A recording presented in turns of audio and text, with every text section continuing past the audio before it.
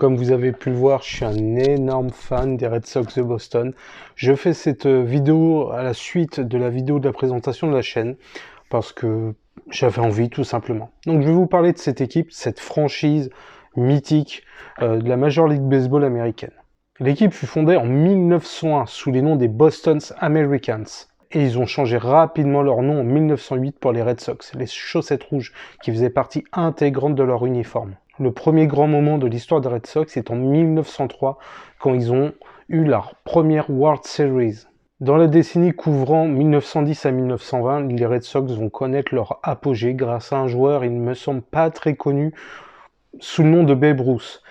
Mais cette idylle avec Babe Ruth va prendre fin en 1919, quand il quittera les Red Sox pour aller chez les ennemis de toujours, les Yankees de New York. D'ailleurs, ça vaudra peut-être un jour une vidéo sur cette histoire, parce que ça entraînera ce qu'on appellera la malédiction du Bambino. À partir de 1919, quand Babe Ruth va quitter les Red Sox, c'est fini. Des décennies de disette et de malédiction.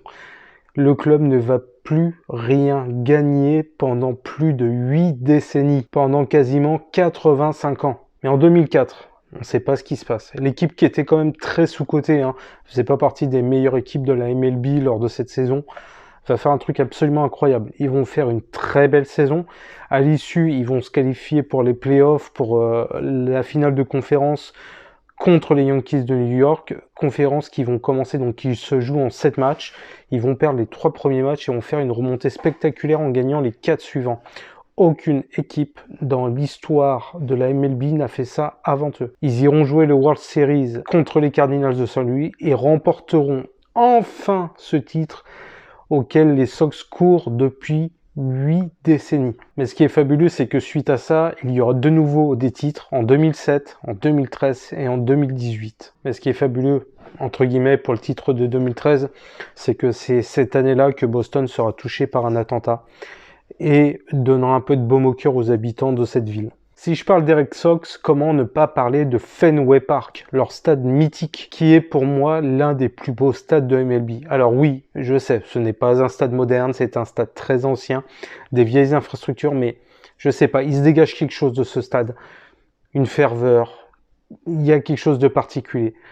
Les stades modernes sont très beaux, mais manque d'âme. Celui-là, quand même, a vu passer tellement de frustration, de colère, de déception, de désamour, qu'il reste l'un des plus beaux monuments du sport américain.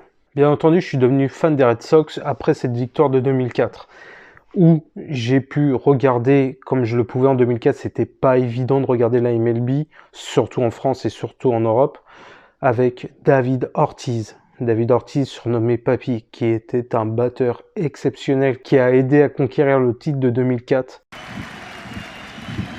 Ortiz in the deep right field. Back is Sheffield. We'll see you later tonight. Sans oublier Pedro Martinez, qui était sûrement à cette époque l'un des meilleurs lanceurs de MLB. Le peuple de Boston a toujours été fidèle aux Red Sox, malgré ces 8 décennies où il n'y a eu aucun titre et beaucoup de désillusions. L'ensemble des supporters se fait appeler la Red Sox Nation. Bien entendu, je pourrais parler des heures durant des Red Sox, que ça soit par ses anciennes gloires, ses moments de désamour, ses défaites poignantes, mais tout ça voudra peut-être un jour un épisode un peu spécial pour chaque joueur, et je pense que j'en ferai un sur David Ortiz. Il mérite quand même un épisode. Il y a une particularité quand même qui se trouve au Fenway Park, c'est que quand vous vous trouvez pour battre, vous avez sur votre champ gauche, sur votre côté gauche, vous avez ce qu'on appelle le Green Monster, le monstre vert, qui est un mur immense. On peut penser que ça va handicaper les Sox, mais les Sox ont l'habitude de battre et de passer par-dessus ce mur, ce qui n'est pas forcément le cas des autres équipes, qui peut créer un avantage ou un désavantage dans certains cas. D'ailleurs, ce Green Monster est devenu quand même une icône du baseball. Je pourrais parler longtemps des Red Sox, mais je pense que je vais faire une playlist Red Sox et après, chacun va avoir sa petite vidéo, Ortiz, le Green Monster, Fenway Park, Pedro Martinez, etc., etc. Même Babe Ruth à l'époque. Bon, bien évidemment, si la vidéo t'a plu et que tu souhaites avoir une vidéo un peu plus détaillé ou pas sur ton équipe, sur ta franchise, que ça soit en NPB ou en MLB, mets-le dans les coms et je la ferai. À bientôt.